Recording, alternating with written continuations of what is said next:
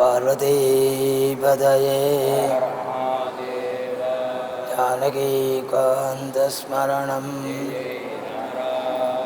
ஆஞ்சநேயஸ்வாமினாம் சத்குருஸ்வாமினாம் குவலயதளநீலச்சாயகாயம் பிரசன்னம் கரதர்தசரசாபம் கஞ்சபத்ராயதாக்ஷம் ஜிதநிஷிதரவர்க்கம் ஜன்மனா சித்தசீலம் ஜனயது மதபீஷ்டம் ஜானகி பாகதேயம் குவலயதளநீலச்சாயகாயம் பிரசன்னம் கரதர்தசரசாபம் கஞ்சபத்ராயதாக்ஷம் ஜிதநிஷிதரவர்க்கம் ஜன்மனா சித்தசீலம் ஜனயது மதபீஷ்டம் ஜானகி பாகதேயம்.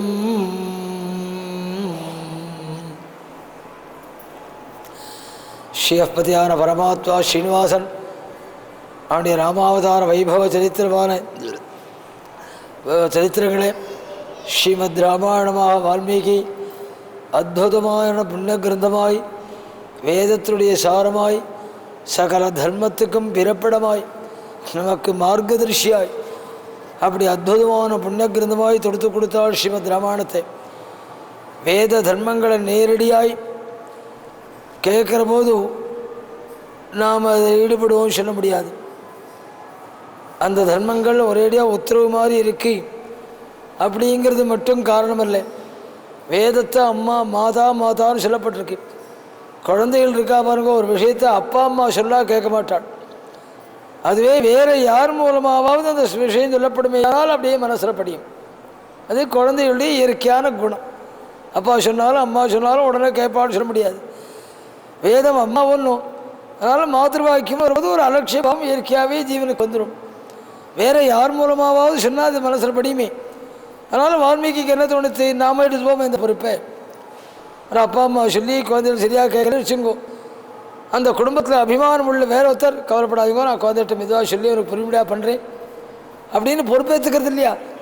அது அந்த குழந்தைகிட்ட உள்ள அபிமானத்துடைய அடையாளம். அவனுக்கு மூணாம் மனுஷனாக இருந்தாலும் அந்த குழந்தைகள்கிட்ட உள்ள அபிமானத்துடைய அடையாளம். அது மாதிரி வால்மீகி வேதம் சொல்லி தர்மசாஸ்திரங்கள் சொல்லி கேட்காத நிலையில் இருக்கிற போது அவளுக்கு புரியும்படியாக சொல்ல வேண்டிய பொறுப்பை நாம் எடுத்துப்போமேன்னு தோணித்து. அது ஜீவராசிகள்கிட்ட அவள் வச்ச காருண்யத்துடைய அடையாளம். எப்படியாவது சொல்லி அவள் மனசில் படிமுடியாக பண்ணணும். அதற்காகவே அழகாக முறையோடு ராமாயணத்தில் சொல்லி ராமனுடைய ஒவ்வொரு சரித்திரமும் ஒவ்வொரு நிகழ்வும் அவன் பண்ணின ஒவ்வொரு காரியமும் எப்படி தர்மத்தை பத்தமாய் அனண்ட இரண்ட திரும்பாமல் அப்படி தர்மத்துக்கு பரிபூர்ணமான பத்தனாய் பிரபு எப்படி காரியம் பண்ணான்ங்கிறத புரியும்படியான கிரந்தமாய் தொடுத்து கொடுத்தார் வால்மீகி. சீதா கல்யாணம் சொல்லி வசிஷ்டஸ்ய மதே சிதாக வைதிகமான முறையில் நடந்த விவாகம் சொன்னாள். வைதிகமான முறையில் விவாகம் நடந்து பண்ணி வைக்கிறாளும் முறையோடு பண்ணி வச்சு பண்ணிக்கிற பையனும் முறையோட மந்திரங்கள் சொல்லி பண்ணிட்டான்னு வச்சுங்கோ. அந்த கல்யாணம் என்றைக்கும் பிரிமியுள்ளதாக இருக்கும். எல்லா சேஷமும் குடும்பத்தில் நிரம்பி நிற்கும் பார்க்க முடியும். அது மாதிரி வசிஷ்டருடைய வாக்கியத்தை கட்டுப்பட்டு அழகா அக்னிசாட்சியமான முறையில் விவாகம் பண்ணிண்டு பகவான் சீதா சமேதனாய் பிரகாசித்தான். பிராதாக்களோடையும் பிராதர் பத்னியோடையும் அயோத்தியில் வந்து அற்புதமான முறையில் பிரகாசித்தான். பாலராமனா பார்த்தோம். பார்க்கிற போது ராமன் பெருமையாகத்தான் இருந்தான், சந்தேகமில்லை. ஆனால் சீதா சமேதனா பார்க்குற போது தயா சராஜ ரிஷி சுதோபிராமஜா சமேயிவானுத்தம ராஜகன்யயா அதீவ ராம சுஷுபேதி காமயா விபுஸ்ரீயா விஷ்ணுரிவாமரேஸ்வரா அதீவ சுஷுபேன்னார் வால்மீகி. சம்ஸ்கிருதத்தை இதுக்கு மேலே சொல்கிறதுக்கு வார்த்தை கிடையாது. அதீவன்னா தன்னால் சொல்ல முடியாத அளவு எட்டி போச்சுன்னு வச்சுக்கோ. இல்லை சங்கீத கச்சேரிக்காரள் இப்படி மேலே மேலே கொண்டு போவாள். அதுக்கு மேலே போக முடியலன்னா கையை காட்டுவாள்.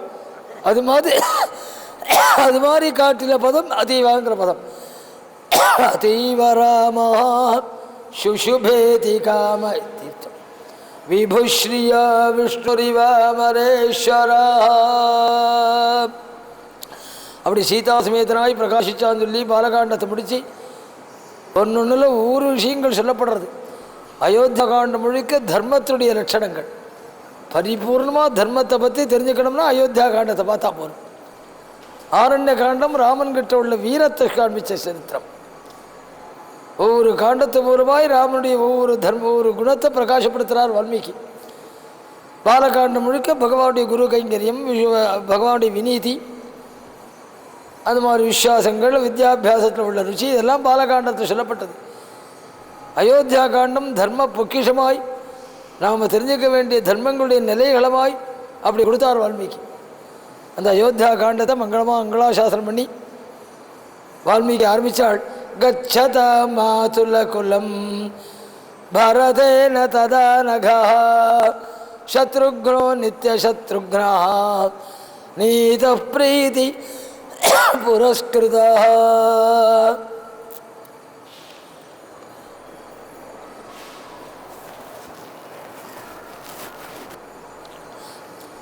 சாயந்திரம் உபன்யாசத்தை முறையோடு எழுந்து போகாமல் உட்காந்து முறையோடு கேட்டுவாள் இருக்காளே, அவளுக்கு நான் சொன்ன ஒரு விஷயம் நினைவில் இருக்கும்.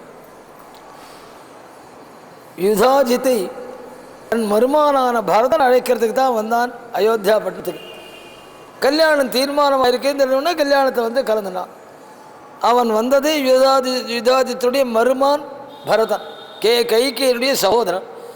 கைகேயினுடைய அப்பா இருக்காரே கே ராஜா, அவருக்கு தன் பேரனை கைகேயினுடைய பிள்ளையான பரதனை பார்க்கணும் தோடித்து. குடும்பங்களில் பாசம் உள்ளவாழ வாழலாம். அந்த பாசங்கள் தான் விபரீதமான காரியங்களுக்கெல்லாம் சாதனமாச்சு. அளவுக்கு மீறி பாசம் வச்சா அது எல்லை மீறி நடக்க முடியாதான் பண்ணும். அது நிறையா திருஷ்டாந்தங்கள் சொல்ல முடியும், சொன்னால் அரசியலாக போடுவது. பாசங்கள் வச்சுக்காமல் அழகாக முறையோடு நடந்துற குடும்பம் எல்லாம் தாண்டாது. அந்த குடும்பங்கள்லாம் பாசத்தில் உள்ள குடும்பம் கைகே ராஜாவுடைய குடும்பம்.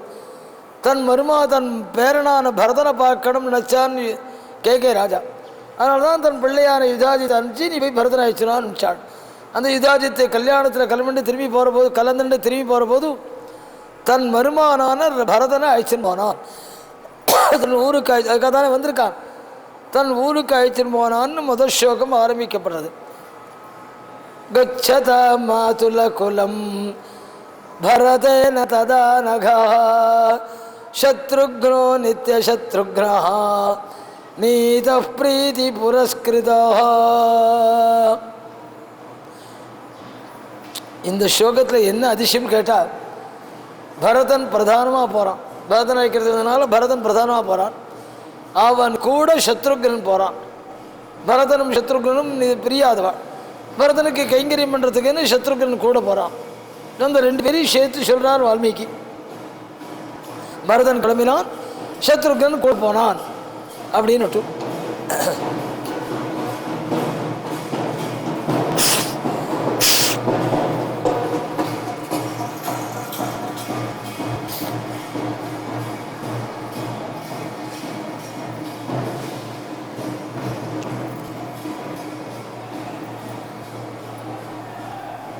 இதில் என்ன அதிசயம் கேட்டால், பிரதானமாக போகிறது பரதன், கூட கைங்கரியத்துக்குன்னு போகிறவன் சத்ருகன். பிரதானமாக போகிற பரதனுக்கு ஒரு விசேஷனம் சொல்லலை சுவாமி வால்மீகி. கூட கைங்கரியம் பண்ண போகிறானே சத்ருகன், அவனுக்கு 3-4 குணங்கள் விசேஷம் சொன்னார் வால்மீகி. பிரதானமாக போகிற பரதனுக்குன்னா சொல்லணும், பரதனுக்கு கச்சதா மாதுலகுலம் பரதேனா, அவ்வளோதான். அவனுக்கு விசேஷமே கிடையாது. மீதி எல்லா விசேஷமும் கூட கைங்கரியம் பண்ண போகிற சத்ருகனுக்கு சொன்னாள். ததா நகா சத்ருக்னோ நித்ய சத்ருக்னா நீதா பிரீதி புரஸ்கிருதா. இது எல்லாமே சத்ருக்னுக்கு விசேஷமான குணம். பிரதானமாக போன பரதனை சொல்லாமல் ஏன் சத்ருக்னுக்கு சொல்கிறார்? வால்மீகி பரமதார்மிகர், வருங்காலம் தெரிஞ்சு பேசக்கூடியவர். இன்னும் சொல்லப்போனால் சந்தேகம் வர்ற இடங்களெல்லாம் வால்மீகியுடைய வாக்கியத்தை பார்த்தேன்னா அவருடைய அபிப்பிராயத்தை முன்னாடி சொல்லியிருப்பார்.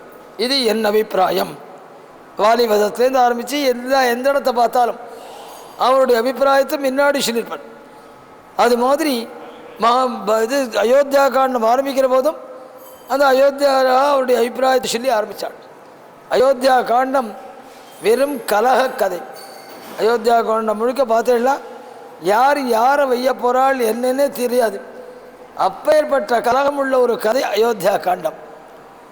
இஷ்டத்துக்கு அவாவா யார்கிட்ட என்னென்ன கோபம் என்னென்ன குணம் இருக்கு, கோபம் வந்தால் யார் யாரை குறை சொல்வாள், இதெல்லாம் நம்மளால் முன்னாடி தீர்மானம் பண்ண முடியாது. அந்த அளவுக்கு ஒருத்தரும் பேசியிருக்காள். யார் குறை இல்லாதவாளே கிடையாது. அயோத்தியா காண்டத்தை பார்க்குற போது ராமன் காட்டு கிளம்புற போது வால்மீகி வர்ணிக்கிறார். ஒவ்வொருத்தரும் வெய்யறாளாம். சில பேர் கைகேய வெய்யறாள், சில பேர் கூனிய வெய்யறாள், சில பேர் பரதன வெய்யறாள், சில பேர் தசரதன வெய்யறாள். இதெல்லாம் நியாயமானது. ஏதோ விரோதத்தில் ராமன் காட்டுக்கு போகிறதுல சம்பந்தம் உள்ளது, அதனால் வெய்யறாள் சொல்கிற போது புரிஞ்சிக்காது முடிகிறது. சில பேர் கௌசல்ய வெய்யறாளாம், மண்ணை வாரி எரிஞ்சு கௌசல்ய வெய்யறாளாம். ராமன் காட்டுக்கு கிளம்புற போது கௌசல்ய வெய்யறாளாம். சில பேர் நமக்கு தூக்கி வாரி போடும்.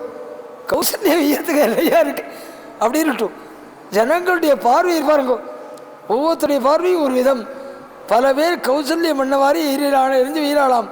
என்ன வெயிலான் நாள் ஆயசம் ஹிருதயம் நூனம் ராமமாதுர சம்சயம் யத்தேவ கர்ப்ப பிரதிமே வனம் ஜாதி நபித்யதே.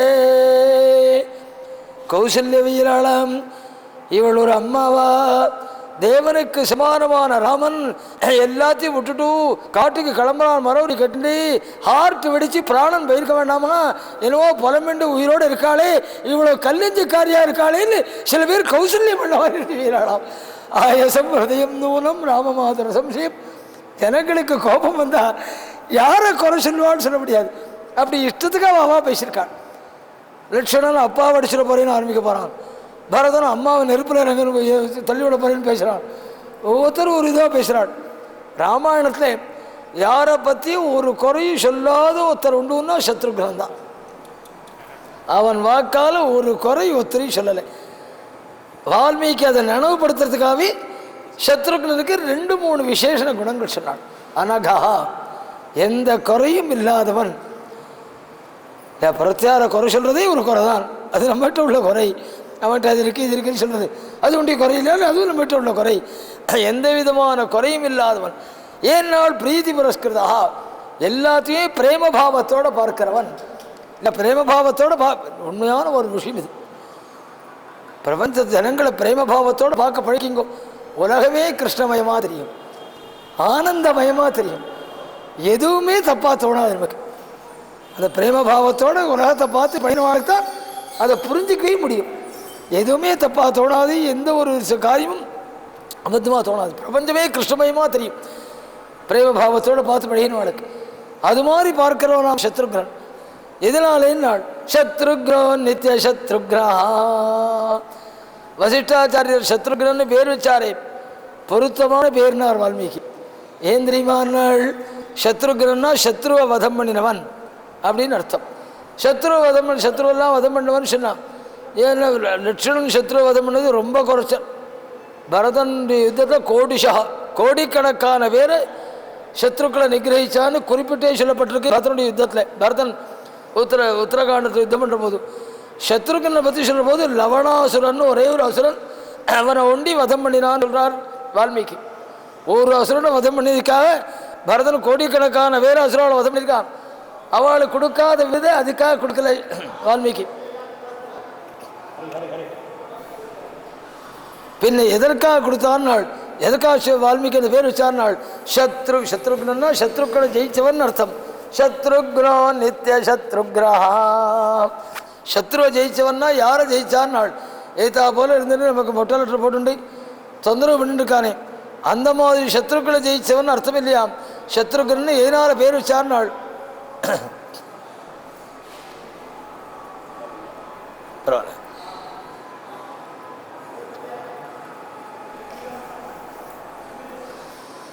சத்ருக்னோ நித்திய சத்ருக்னா. சத்ருன்னா வெளியில் இருந்துட்டு இடந்தல் பண்ணிட்டுருக்கிறோம், நமக்கு சத்ரு இல்லை. சத்ருன்னா எது தெரியுமோ, நித்திய சத்ருக்கள்னு சில பேர் உண்டு. நம்ம கூடவே இருக்காம இருக்கும். காமக்ரோதங்கள், துவேஷங்கள், அசூயைகள், பொச்சரிப்பு, வயத்தறிச்சல், புறத்தையாரை பற்றி விபரீதமாக பேசுறது, ஒன்றா ரெண்டு லிஸ்ட்டு கொடுக்கறதுக்கு. அந்த மாதிரி நூற்றுக்கணக்கான விபரீதமான குணங்கள்லாம் இருக்கே, அதுதான் உண்மையான சத்ரு நமக்கு. ஒரு கவி ரொம்ப அழகாக சொன்னார், அபராதினி கோபஸ்யாதி கோப கோபை விதீயதாம் அப்படின்னு ஒரு கவி சொன்னான். சில பேர் பொறுத்தாட்ட கோபிச்சுப்பாள், சீறி விழ்வாள். ஏண்டா சீரேன்னா அவன் எனக்கு எவ்வளோ இடதல் பண்ணியிருக்கான் தெரியும், அதனால சீரேன்னு கோபப்படுறேன். அந்த கவி சொன்னான், மூடான் நான் இடந்தல் பண்ணுறவாள்கிட்ட நீ கோபிச்சுக்கிறது வச்சுன்னா முதல்ல கோபத்துக்கிட்ட தான் நீ கோபிச்சுக்கணும் அப்படின்னு சொன்னா அந்த கவி சொல்கிற போது, அபராதினி கோபஸ்யாதி கோப கோபை விதீயதாம். முதல்ல கோபத்துக்கிட்ட என்னடா கோபிச்சுக்கணும், அது மாதிரி இடந்தல் பண்ணுறாள் உண்டா, அதுகிட்ட கோபிச்சுக்காம எவகிட்டையோ கோபிச்சுக்கிறீ அப்படின்னு அவனுக்கு கவி சொல்கிற போது, அது மாதிரி சத்ருன்னா யார் உள்ள இருக்கு பாருங்க, காமக்ரோதங்கள், துவேஷங்கள், அசூயைகள். நாராயணத்தில் பட்டத்திரி சொன்னாள், சில பேருக்கு துக்கம் வந்து ஏதாவது சிரமங்கள் வந்துன்னு வச்சுக்கோ, உடனே என்ன பண்ணுவோம், ஒவ்வொருத்தரும் ஒன்று ஒன்றா சொல்லுவார். சில பேர் என்ன சொல்லுவார், என்னுடைய பந்துஜனங்கள் அப்படி சார், எவ்வளோ செஞ்சாலும் அவளை திருப்தியே இல்லை, உருக்கி எடுத்துட்டு இருக்காள், அமைதியே இல்லை சார் எனக்கு பந்துக்கள் அலைமான். இன்னும் சில பேர் காலத்தை குறை சொல்வான், போராத காலம் சார் தலை எழுத்துமான். இன்னும் சில பேர் கர்மாவை சொல்லுவான், என்ன கர்மா வேணும் சார், எங்கள் அப்பாவுக்கு ஏவல் வச்சுட்டாலாம், தாத்தா கதை வச்சுட்டாலாம்னு ஏதோ கர்மாவை சொல்லிட்டு இருப்பான். இன்னும் சில பேர் நவக்கிரகங்களை சொல்லிட்டு இருப்பான், அஷ்டமத்த சனி, 18 குரு ஏதோ சொல்லிட்டு இருப்பான். அவள் ஒன்று சொல்லியிருப்பாள். நாராயணத்தில் படுத்து சொன்னாள், துக்கத்துக்கு இது எதுவுமே காரணம் இல்லை. பந்துக்களோ காலங்களோ கர்மாவோ விதியோ இது எதுவுமே துக்கத்துக்கு மூலம் இல்லை. உண்மையா துக்கத்துக்கு இது மூலம் நாள் சேதோமே துக்கஹேது நகலு மமதனா கால கர்ம கிரகாவா. பந்து ஜனங்களோ காலமோ கிரகமோ துக்கத்துக்கு மூலம் இல்லை. உண்மையான காரணம் எதுனால் சேதோமே துக்கஹேது ததிய குணகணம் பாவயன் சர்வகாரீத்யுக்த்வா சாந்தோ கதஸ்த்வம் மம ச குரு விபோ தாதிருஷீம் சித்தசாந்திம். நாராயணத்தில் பட்டத்தில் சொல்லும்போது, உண்மையான சத்ரு எதுன்னா நம்ம மனசு. வேண்டாதெல்லாம் இழுத்து போட்டுண்டு மண்ணாடிண்டு கஷ்டப்பட்டு ஊரை சுத்திண்டு, உண்மையான சத்ரு மனசு. அதை ஜெயிச்சவன் அவன். அதனால தான் யாருகிட்டையும் எந்த கோபம் அவனுக்கு கிடையாது. உலகத்தையே பிரேம பாவமாக பார்க்க முடிஞ்சதவனாலே சத்ருக்னோ நித்திய சத்ருக்னா நீத பிரீதி புரஸ்கிருதா. மேற்கொண்டு சொல்ல போகிற கதையில் சம்பந்தம் இல்லாதவன் அப்படிங்கிறத நினைவுபடுத்துறதுக்காகவே பரதனுக்கு விசேடம் சொல்லாமல் கூட போகிற சத்ருக்னுக்கு இத்தனை விசேடம் சொன்னார். சொல்லிட்டு ராமனுடைய கல்யாண குணங்களை நூற்றுக்கணக்கான குணம் வாய்கொள்ளாமல் வர்ணிச்சிருக்காள். நாம் ஒருத்தர்கிட்ட எப்படி நடந்துக்கணும் அப்படின்னு தெரிஞ்சுக்கணும்னா அயோத்தியா காண்ட முதல் சர்க்கத்தை பார்த்தா போகிறோம். ராமனுடைய குணம் 1 2 இல்லை, நூற்றுக்கணக்கான குணங்கள் சொல்லப்பட்டு, அதில் அத்தனை குணத்தையும் யாராலையும் அடைய முடியாது ராமனை தவிர. அதில் 2 குணம் நம்ம கிட்ட இருந்தால் போகிறோம், பலவே உலகம் முழுக்க நம்ம கிட்ட பிரிவாக இருக்கும். அப்படி குணங்களை வர்ணித்தார் வால்மீகி. புத்திமான் மதுராபாஷி பூர்வபாஷி பிரியம்பதா வீரியவான் ச வீர்யேண மஹதாஸ்யேன விஸ்மிதா. புத்திமான் தீர்க்கமான நடுப்புற 7-8 ஸ்லோகம் இருக்குது, தாண்டிட்டு தான் சொல்லேன். அப்படி தான் சொல்லி ஆகணும் ராமாயணமே. சோகம் எடுத்துன்னு சொல்லிருக்க முடியாது, ஆனால் சொல்லு அப்படி கேட்கக்கூடிய ஒரு வாய்ப்பு கிடைக்க போகிறது உங்களுக்கெல்லாம். புத்திமங் மதுராபாஷி பூர்வபாஷி பிரியம்பதா வீரியவான் ச வீர்யே. நான் பொதுவாக சொல்கிற வழக்கம், நான் மீதி பிரவச்சனக்காரர் மாதிரி இதோட சொன்னால் யாரையா மனசில் வச்சு சொல்லேன்னு நினச்சிடணும், வழக்கம் இருக்கு பாருங்க. நான் மீதி உபன்யாசக்காரர் மாதிரி சொத்து எனக்கு கிடையாது, சொத்து ஓரளவு தான். சில பேர் இப்படியே கேட்பாள், சொத்தை சேர்த்துக்கலையே அப்படின்னுட்டு. நான் சொல்கிற ஒரே பதில், எனக்கு பெரிய சொத்து என்னோட சிஷ்யாள் தான். அவளே எனக்கு சொத்தாக இருக்கிற போது அவளாம் சேர்ந்தான் பீமரசாந்தி நடத்தி வச்சாள். இல்லைன்னா அவ்வளோ வைபவம் நடத்திருக்க முடியுமான்னு. என்னுடைய சொத்து என் சிஷ்யாள் தான் அப்படின்னு அவளுக்கு சொல்கிற வழக்கம். அது மாதிரி அழகா ராமச்சந்திரன் முக்கியமான சிஷ்யா, முதல் கிரேடில் உள்ள சிஷ்யாவில் அவருடைய பேர் முதல் இடத்துல இருக்கும். அவ்வளோ ஈடுபாடு உள்ளவாள். அவர் வருஷம் குணசீலத்தில் பாகவத சப்தாக நடத்தின்னு இருக்கார். பிரதி வருஷமும் டிசம்பர் 25 பாகவத சப்தாக சங்கல்பம். இப்போ நடத்த போகிறது 12வது சப்தாகம். அப்படி பிரதி வருஷமும் தொடர்ந்து நடந்துட்டுருக்கு. அதை தவிர குருவாயூரில் சப்தாக நடத்துகிறார். 3 வருஷமாக குருவாயூரில் சப்தாக நடத்துகிற மாதிரி ஏற்பாடு பண்ணி அதையும் வருஷம் நடத்துறது அப்படிங்கிறவான் தீர்மானத்தை வந்திருக்காள். இங்கே அயோத்தியில் ராமாயணத்தை பார்த்த உடனே அயோத்தியிலே வருஷம் ராமாயணம் நடத்தணும் அப்படிங்கிற ஒரு சங்கல்பம் அவருக்கு ஏற்பட்டிருக்கு. இது எதற்காக இன்னொன்று புரிஞ்சுக்கணும். குணசீலத்தை சப்தாக எப்படி நடக்கிறது? பாகவதம் ஆரம்பிக்கணும். அந்த 7 நாளில் அவசரப்படாமல் கதைகளை அழகாக ஆனந்தமாக அனுபவிச்சுன்னு போகணும். அது எந்த அளவு வருதோ அதோடு நிறுத்திடணும். அடுத்த வருஷம் அதுக்கு மேலே ஆரம்பிக்கணும். அப்படி ஆரம்பிக்க வேண்டிய ராமச்சரித்திரம் ஆரம்பிக்கணும் 9வது ஸ்கந்தத்தில். அந்த இடத்துல வந்து நிற்கிறது 11 சப்தாகம் நடந்து. அது மாதிரி இங்கேயே ராமாயணத்தை அனுபவிக்கணும். அதனால் வருஷம் ராமாயணம் நடத்துறது நான் தாண்டி போயின்னு இருக்கேனே, அதோடைய மனசெல்லாம் நல்ல இருக்கு. பிரதி வருஷம் இங்கே ராமாயணம் நடத்துறது மெதுவாக நிதானமாக ஆரம்பித்து சொல்லிட்டு போகிறது. எதுவரை போகிறதோ நிறுத்திக்கிறோம். அடுத்த வருஷம் அதுக்கு மேலே ஆரம்பிச்சுக்கிறோம். அது மாதிரி நடத்தணும் அப்படின்னு ஒரு அபிப்பிராயத்தை நடந்திருக்காள். அயோத்தியாபதியினுடைய சக்கரவர்த்தின்னா அவன்